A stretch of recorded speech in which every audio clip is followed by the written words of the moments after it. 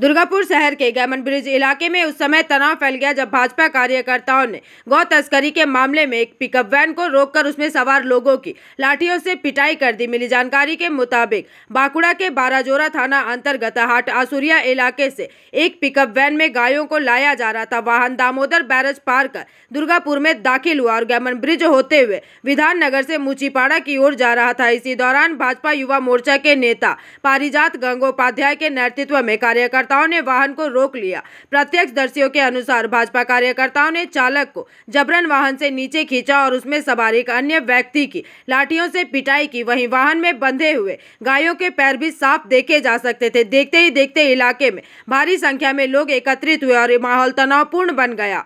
घटना पर प्रतिक्रिया देते हुए पारिजात गंगोपाध्याय ने अपनी बातें रखी।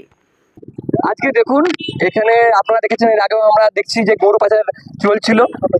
এখানে স্থানীয় ছেলেরা খবর দেয় আমাকে একটু আগে 10 মিনিট আগে যে এখানে গরু পাচার হচ্ছিল। কোন জায়গায়? এটা হচ্ছে গ্যামনের কাছে।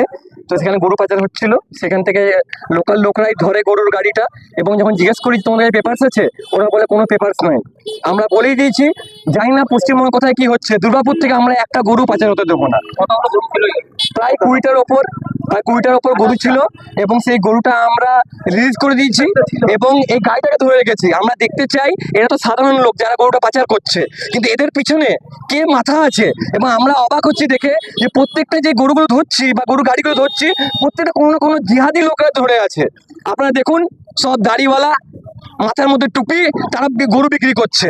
তাদেরকে বলছি এনআরসিতে শুরু হচ্ছে, এরপর থেকে আপনাদের থাকার জায়গা নেই। এরপর গরু পাচার কিভাবে করবেন সেটা আমরা দেখে নেবো। আপনার নাম? পারিজাত গাঙ্গুলি।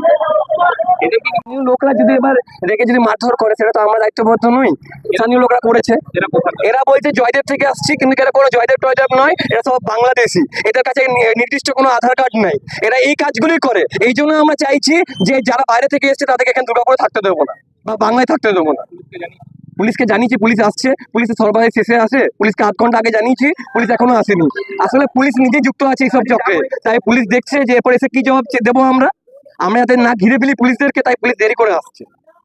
গরুগুলো কি করলেন? গরুগুলো আমরা ছেড়ে দিয়েছি।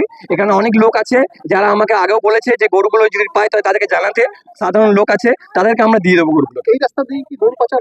দুর্গাপুরে প্রত্যেকটা জায়গা থেকে গরু পাচার হচ্ছে, রাতের আলোতে হচ্ছে এবং দিনের আলোতে হচ্ছে। ভাবুন তো কত পরিমাণের গরু পাচার হচ্ছে যে দিনের আলোতে লোকে ওপেন এরা গরু বিক্রি করছে। লোকের সাহস নাই, কিন্তু আমাদের যারা কিছু ছেলেরা আছে আমরা ভেবে নিয়েছি গরু পাচার কিছু হতে দেবো না। পারিজাত গাঙ্গুলি। হাট থেকে কোথায় যাচ্ছিলে? জেমুয়া। কোথায় থাকো তোমরা? বীরভূম। কে আনতে বলেছিল গরুগুলো?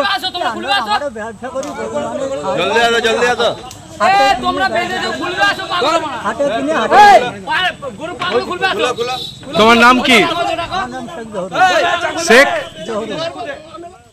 दुर्गापुर से निमाई दास की रिपोर्ट, पीवीटीवी न्यूज़।